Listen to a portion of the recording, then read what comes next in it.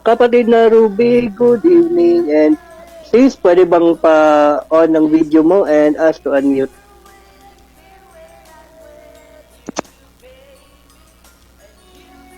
Hello, sis? Hello. Hello po. Yes, sis. Magandang gabi po sa Pinas. Magandang hapon.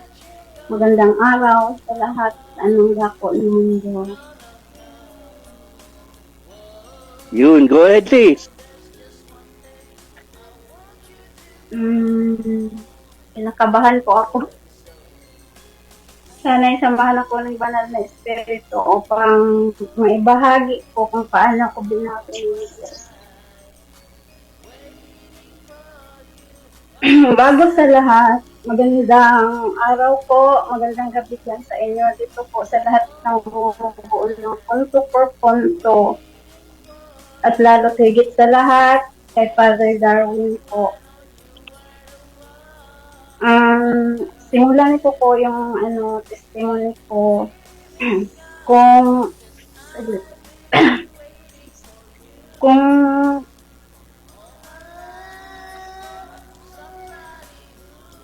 magpapakilala po. Nga po muna ako. Sorry po, kinakabahan. Ako nga pala si Robin Ibanez Angodo. Ang family line is po Lorendo Ibanez, tsaka Ayala, Rapas, at tsaka Gloria. Yan po yung mga ano ko. Tapos, ako po'y bago ko po natagpuan ng punto for punto sa pamamagitan ni Father Darwin Nicano. Ako po'y nasa masalimuot na sitwasyon. Bilang isang OFW, nandito po ako ngayon sa Kuwait.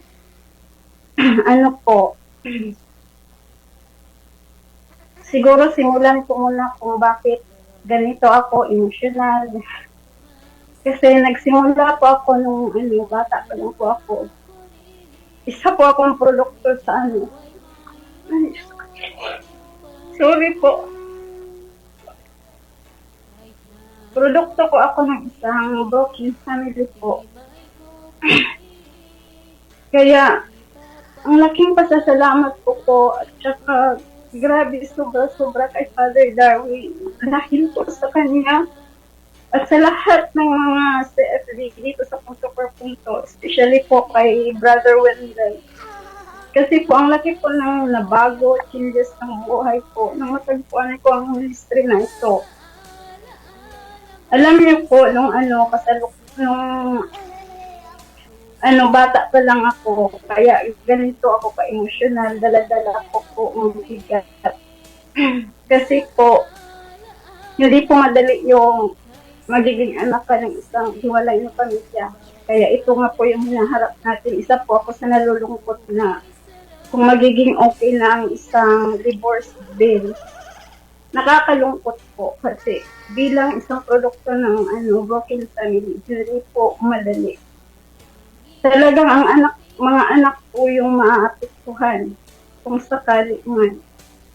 At kahit nga din, kahit man walang law, kung ang bawat pamilya ay yun nga, walang alam sa spiritual na buhay, talagang matitibag at mawawasak talaga.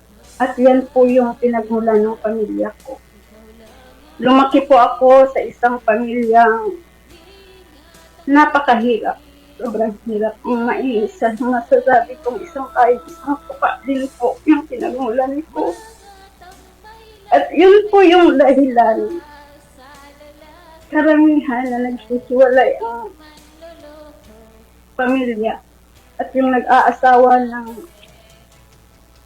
hindi pa nararapat, yung hindi ba pinag-iisipan kung ano yung kahinatnan o talagang let do as part na sila kahit anong mangyari. Yung naiintindihan nila yung vow na pinapasok nila.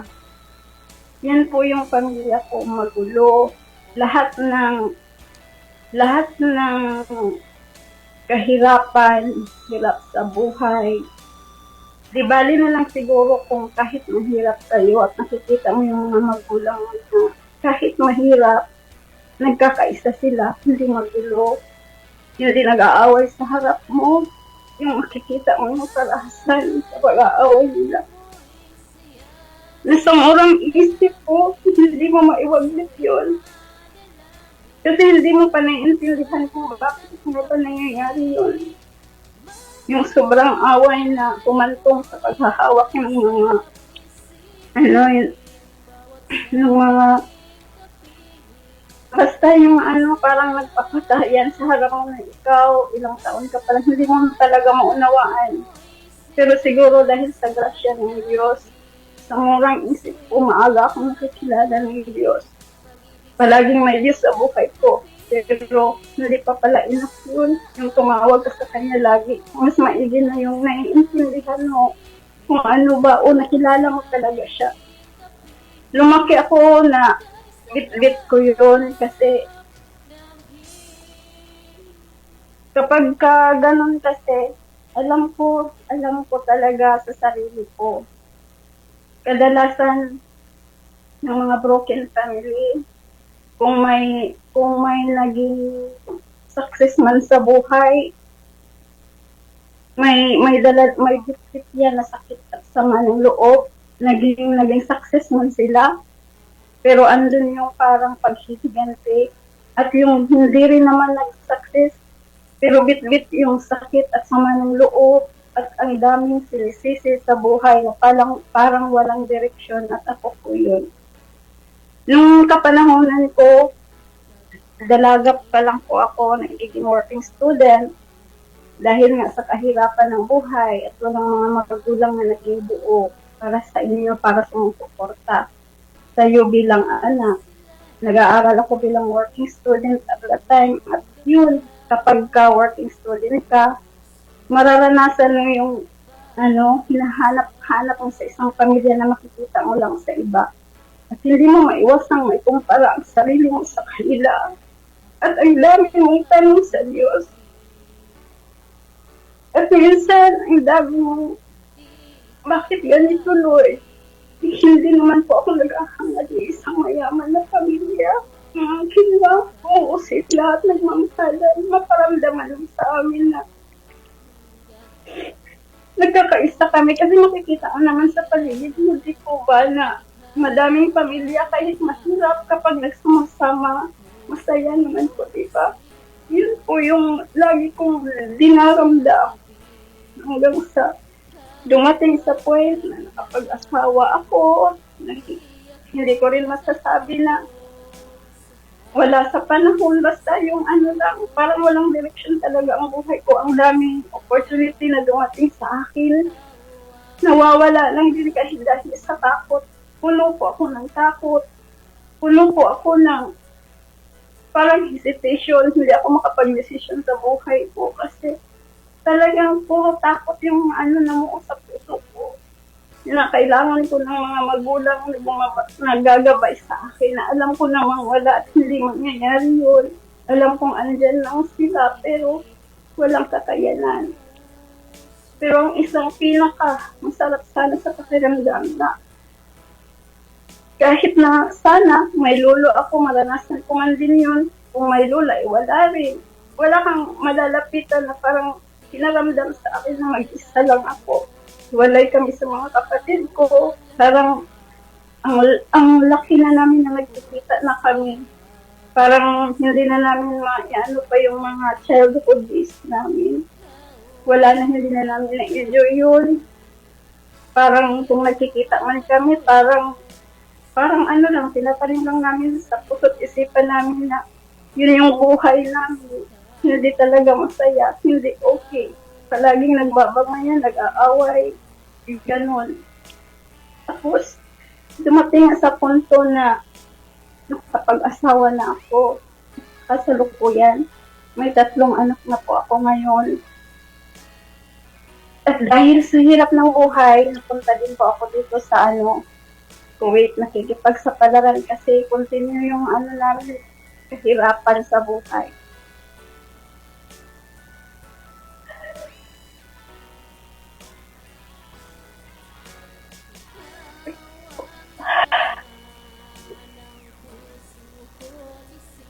Kaya, nung nandito na ako, alam niyo po mga kapatid, my dear brothers and sisters, na gusto ko lang pong ibahagi sa inyo ang pinto ng buhay ko, kung paano ako binago ng Diyos, kung paano ako nabago ng Diyos dahil sa punto per punto ko. Hindi po madali. Gusto ko pong ipaalam at ibahagi sa inyo na sana kung kaya niyo pong hawakan ang pamilya niyo na hindi kayo mawasa. Magsakripisyo po kayo. At huwag po tayong bumitaw ng mga salitang patapos. Dahil yan po yung ginawa ko sa sarili ko. Isang pagkakataon na dumating sa buhay ko na parang inaano ko yung mama ko. Parang 2 beses lang naalala ko na parang sinagot ko siya. Na sinabihan ko siya, hindi kita gagayahin naman kasi sa sama ng loob mo. Sumasagot ako at the time. Pero alam niyo po mga kapatid, ginawa ng Diyos sa akin, pinaramdam niya sa akin yun. Sinubok talaga ako. Bilang isang OFW po, hindi po madali. Mawalay sa pamilya mo, lalo pa sa atin na parang pinanghawakan ko. Kung mag-asawa man ako someday, gusto ko ako yung mag-alaga ng mga anak ko. Ako yung nasa piling nila nila. Ayaw kong maramdaman na yung naramdaman ko doon. Na hinahanap-hanap ko sa mga magulang ko. Kaya sana po pakiusap sa lahat ng may mga asawa ngayon, kahit ano pa man, kahit anong pagsubok pa yan. Kung kaya pa na natin magpatawad at lumimot, maging buo po tayo. Demonyo lang ang gustong mawasak sa bawat pamilya natin. Pero kung naintindihan natin yung will nila sa buhay natin, talagang panghahawakan natin yun.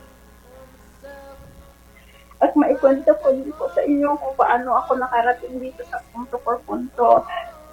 One time, talagang malapit na kami mag-desisyon ng asawa ko na mag-iwalay kami.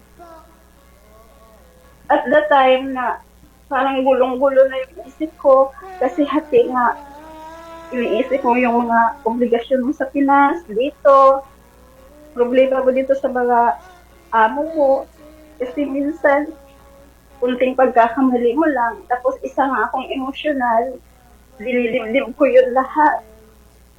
Tapos nung time na yun na muntik na sana kaming maghiwalay ng asawa ko, talagang ang gulo na ng isip ko na parang ayaw mong itiwan yun kasi yun yung pinangako mo sa sarili mo. Pero dahil din sa pagkakamali mo, ang hirap. Tapos ng time na yun, gulo na yung isip ko. Sabi ko, Lord, pagod na po ako. Ayaw ko na. Sabi ko na gano'n. Tapos, dumating ang time na scroll lang ako dun sa YouTube, Facebook. Nakita ko yung labanan nila. Nabasa ko dun sa titulo na isang bagitong pari, tinalo ang isang ministro ng INC. Parang ganun ata yung mga 2021 yung taon na yon. Tapos yun, habang umiiyak ako kasi nag-aaway kami ng asawa ko, pinakinggan ko lang yun. Tapos nung marinig ko yun, tinapos ko. Parang nakaka-proud dito sa puso ko. Parang ganun ba kasi sa totoo lang po, nakarating na po ako ng iba't ibang denomination na papasok ako dahil sa kaibigan, ganun. Nakapasok na ako doon sa Kingdom of Kibuloy daw yun na simbahan, parang nasa gym lang sila noon. Baptist, yan yung dalawang napasukan ko. Na parang habang nandun ako sa loob, nakikita ko yung ginagawa nila, yung mga nagsasalita ng ano-ano, hindi mo maintindihan, napasukan daw yan ng Holy Ghost, gano'n. Na ko rin, na-experience ko din yan. Pero, para lang akong tumingin sa kanila na hindi ko sila maintindihan at sabi ko na lang sa sarili ko, Lord, sabi ko, hindi ko po alam kung ano ito, basta ang pinunta ko dito, ikaw. Sabi ko na lang ng gano'n, pero never, ever talagang umagi sa isip ko na maglipat sa kanila. Parang nadala lang ako dahil sa kaibigan, gano'n. Tapos nung experience na yon, nandito na ako, nung kay Father Darwin. Ano na, tuloy-tuloy na yun, para bang nauuhaw pa ako, meron pa ba, ano pa ba, meron pa bang ibang libatis, Father? Kaya yun, ano na ako, nahanap ko na, sinesearch ko na, hanggang natagpuan ko itong punto por punto, sinusubaybayan ko na. At nung time na yun, parang ano din ni God sa akin, napunta din ako sa channel ni Brother Windel, na ang topic doon ay tungkol sa mag-asawa. Na ano, naintindihan ko lang doon sa kanyang mga ano na kapag mag-asawa kayo, kahit paanong mangyari, kailangan panghawakan mo na hindi kayo pwedeng paghiwalayin. Yun yung parang topic ni Brother Windel noon, na pinakinggan ko lang hanggang sa dumagdag at saka yung mga past na mga video ninyo dito sa punto por punto, pinakinggan ko kasi kompleto na catechize at saka evangelization, mga Holy Father, hanggang naintindihan ko ulit hanggang dumating sa exorcism time. Sa exorcism talaga, mas doon namulat ang mundo ko. Kasi naalala ko yung papa ko pala, meron palang gano'n, may mga ano pa yung tinatawag na sandagin, kung ano-ano pa yung mga gano'n na. Tapos yung mama ko naman, mahilig sa pamahiin. Ang dami-dami yung ano, ginagawa para pamahiin talaga yun, mga superstitious belief na hanggang ngayon na-apply niya pa rin, lumalapit sa mga albularyo, ang dami. Kaya po ang gulo-gulo. Kahit nga ngayon, mainitin yung ulo niya. Nakagalit siya kay Father Darwin. Isang time na lagi ko siyang pinapakinig doon nung isang cases na umuwi ako doon. Ayaw niyang makinig. Kaya naintindihan ko, sabi ko, ito na yun. Kasi parang sabi ko, nalalaman ko talaga dito sa exorcism at saka yung past na buhay ko, naintindihan ko kung bakit gano'n. Na parang ang dami mong gustong gawin, ang dami mong gustong maabot, pero hindi. Ang dami hadlang. Kaya pala, ganun pala. Yung sabi nga ni na, ang panalangin ng isang ina ay napakahalaga. Pero nung marinig ko doon kay Brother Windel na kapag ikaw pala is makasalanan, hindi ka naririnig ng Diyos. Kaya sabi ko, nung panahon na yun, talagang pinagninilayan ko yun. Kaya pala, yung pamilya ko ang gulong. Ang daming mga pagsubok kahit na lang kami dyan, bigla na lang nag-aaway. Ganun. Grabe talaga yung trauma ko. Nung kabataan yung daladala ko hanggang sa nag-asawa na ako, yung bigla na lang akong natatakot, hindi naman lang dapat. Yung kahit kunting bulyaw lang sa akin, dinidibdib ko na agad. Yun yung naging parang epekto sa pagiging broken family ko na dalag-dala ko talaga. Na kahit kunting lang, yung parang komento na sinasabihan ka, iniiyak ko na yan. Na hindi naman dapat. Kaya po, nakikiusap ako ngayon sa iyo, mga kapatid ko, panghawakan niyo po yung marriage vow na yan. Hindi po. Napakahalaga po.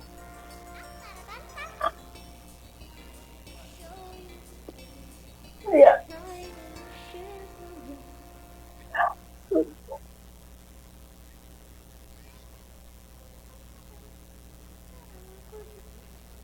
balikan ko lang po yung tayo na nakilala ko si Father Darwin sa musika na kami maghiwalay ng asawa ko. Yan po talaga yung pagpipil at bumukas yung puso't isipan ko na hindi dapat.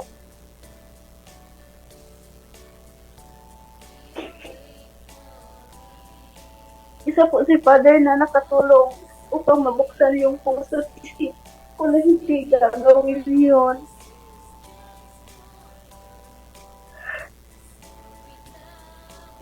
Kaya, nung time na yun, kahit anong sabi na sa akin ng asawa ko, hindi na lang ako nagsalita, pinakinggan ko na lang siya. At sabay sabi sa Diyos na, ikaw na po bahala, guys. At one time, isang gabi kinagabihan nun, kung paano po ako tinulungan ni Mama May.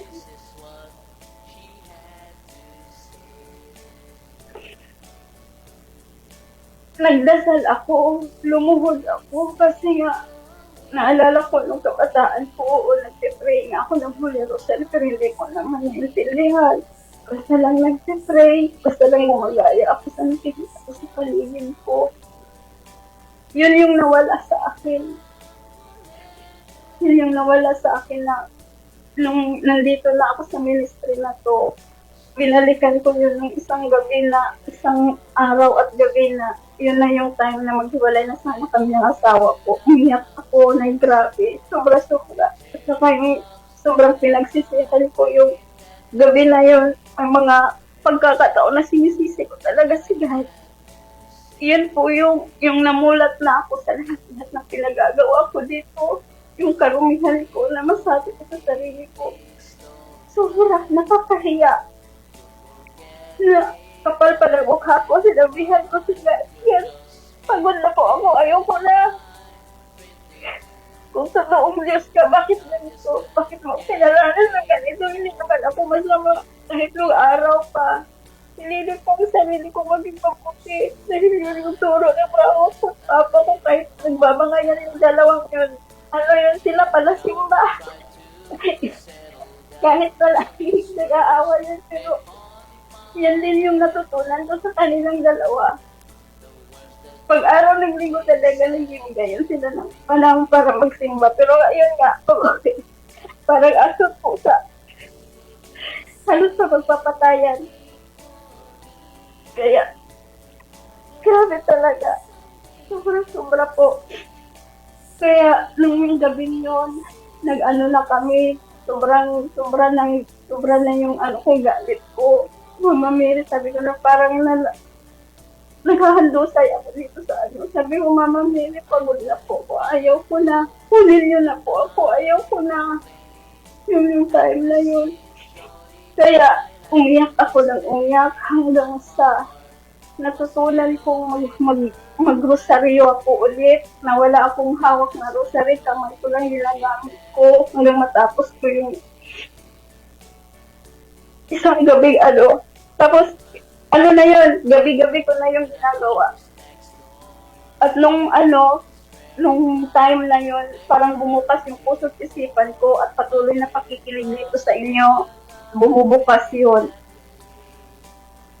At saka yun na yun, nagbago na yung pananaw ko, naunawaan ko na, naintindihan ko na ang buhay. Kaya, sabi ko, salamat Lord. At saka, bigla na lang tumawag yung asawa ko na iba na yung naging niya, hindi na lang, pag-usapan na lang daw namin, gano'n. Tapos kaya, nung time na yon, sabi ko, hala, parang nangangha ako kasi siya yung ayaw na talaga kasi gusto na makipaghiwalay. Tapos yun, nangangha ako. Isang milagro pa yun na nangyari. Tapos, kalaunan, habang patuloy lang ako nakikinig dito sa inyo, ginagawa ko ng radyo to, mula umaga hanggang nakahigpit lang ako. Ito yung pinakinggan ko, binabalikan ko yung mga past na Kaya, pangalawang din, yung umuwi ako, ginawa ko na yung mga confession na natutunan ko dito, lahat-lahat na ina-apply ko sa buhay ko. Tapos hindi ko na lang namalayan, may sakit ako dito sa balakang. Nilalagyan at pinapahiran ko lang ng holy oil. Pagbalik ko dito, gumaling na po. At saka yung holy oil na yun, dito lang po yun sa online. Kasi nga wala nga kami kalayaan magpunta kung saan sa alaalo. Bago lang ako dito nakapagpunta ng simbahan, gano'n. Pero paano pa yun? Panakaw. Pero in God's grace, salamat talaga. At napakasarap sa puso nung naging confession ko dito. Kasi kahit hindi mo kilala yung pari, yung obispo, nagpa-bless ka, na para bang ginaganon sa ulo ko yung at sabay niya tawa. Ang sarap sa pakiramdam, parang naliligo ako ng lamig ka na yun. Tapos, pagkatapos ang gaan sa pakiramdam, sabay sa mga payo ng pari, ang sarap po talaga sa pakiramdam. Kaya po, nagpapasalamat po talaga kay Father Darwin sa lahat ng bumubuo dito. Maraming salamat po at pakiusap lang po sa mga mag-asawa dyan. Kung pwede panghawakan niyo po, huwag po kayong maghiwalay kahit anong mangyari para sa mga anak ninyo at para sa pinapangako ninyo sa harap ng altar sa Panginoon. Mababaw lang po yung kayong dalawa na mag-asawa para sa inyo, nasasaktan kayo. Ang una pong nasasaktan yan ay ang ating Panginoon. Sabi niya talaga, nakakatakot po. Sa Malakay 2:16, sabi ng Panginoon, sila susuklaman daw yun yung wala-asawang maghihiwalay. Gustuhin niyo pa po yun? Sila susuklaman na kayo ng Diyos. Kaya sana po, maintindihan nyo at sana po ay matutunan kayo dito sa testimony na to. Ginagawa ko po to para po sa mga kapwa ko. Nakatulad din ng sitwasyon ko, alam ko po, hindi lang po ako nag-iisa sa mundo na ganito ang karanasan sa buhay. Sana po, bawat isa sa atin, mas lalo natin yakapin ang kahirapan na dinanas natin dahil pala doon. Mas lalo nating mararamdaman ng mahal na mahal tayo ng Diyos. Kaya nga sa ngayon, kung balikan ko yung nakaraan ko, ang saya. Kasi nga sa masasabi mo talagang mahal na mahal ka ng Diyos. Sa napakaraming pinagdaanan mo sa buhay na masasabi mo na pinabayaan ka niya. Pero yun pala, mahal na mahal ka lang niya. Kaya pinaramdam yun sa atin lahat.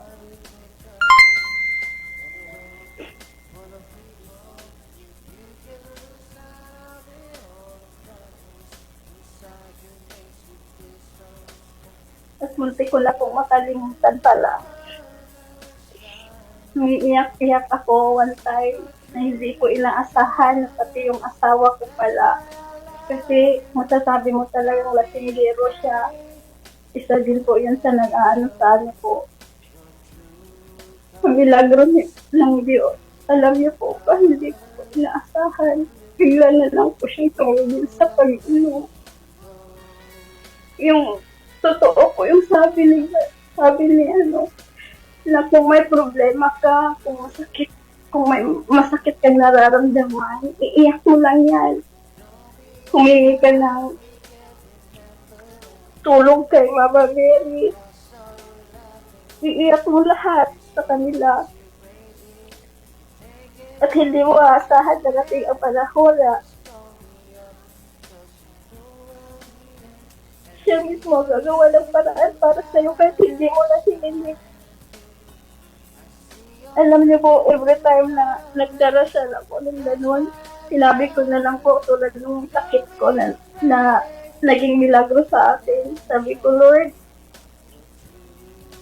ginagamot ko to sa pamamagitan nitong holy oil na to, pero hindi ko na po inaasahan kung gagaling man ako nito o hindi kasi ilang taon na yun eh. Yung daladala ko na ang hirap pagtrabaho ka na may dinadaig ka. Sakit mag-isa ka. Kahit lang may dinaramdam ka, kailangan mo magtrabaho. Kaya nung time na yun, na hinihigilan ko yun, sabi ko, Lord, kahit man hindi ako gagaling nito, asahan niyo po hindi na po ako magbabago at patawad. Hindi na po ako karapat dapat sa iyo, pero nararamdaman ko po yung pasensya mo. Akalain niyo po, nung September 8, 2021, muntik na po ako dito mamatay. Nag-car accident po ako. Sabi lang doktor, nurse na nag-rescue sa amin, ako daw yung mamamatay talaga dahil hindi ako nakaseatbelt. Doon ako sa likuran, natapon talaga ako. Dito yung ko, tumudugo yun. Grabe, September 8 yun. Pero sa awa ng Diyos, buhay pa din ako. Sabi ko sa sarili ko, Lord, okay naman namamatay na ako, pero sana dyan ako sa tabi mo. Kasi po, alam ko ang init ng impyerno. Sabi ko lang gano'n. At nung alam niyo po, nakakatawa. Kasi sabi ko naman sila, parang may pumapasok sa isip mo, sabi na, Uy, hindi mo pa panahon. Ang dungis-dungis mo pa, anak. Maligo ka muna. Parang gano'n yung kiramdam. Kaya, sobrang blessed. Sobrang thankful talaga. Salamat sa iyo punto for punto at hanggang dito na lang kasi ang dami-dami ko pang mga sasabihin pero baka maubos na po yung oras. Kaya salamat po sa pagkakataon na pinigay sa akin ng Panginoon na matagal ko na sanang mag-testimony. Sabi ko nga kay Sister Hilda, matagal na sana pero dahil lang po sa oras ko dito, ngayon lang po dahil umalis yung mga alaga at amo ko. Kaya salamat po sa pagkakataon at God bless us all. Papuri at pasalamat po sa Panginoon. And to Mama Mary. Salamat po sa inyong lahat, Bro Angel, Bro Junri, Bro Jando, Bro Romel, Bro Aljan. Bro Jando, salamat po talaga kay Father Darwin. Siya po yung dahilan kung bakit naliwanagan ako kay Bro Tata Rosal, kay Brother Wendell po talaga. Ang dami ko pong natutunan at dahil doon, naging matatag yung pananampalataya ko. At hanggang dito na lang, maraming salamat po kasi hindi na po mauubos yung lahat ng sasabihin ko para ubos na po ang oras. Maraming salamat at sorry po. Yes, maraming salamat kapatid na Ruby sa iyong napakagandang inspiring na testimony sa gabing ito. Nawa po'y sa lahat ng mga nakikinig, meron po tayo natutunan or na tawag ito sa Bisaya panakutlo na aral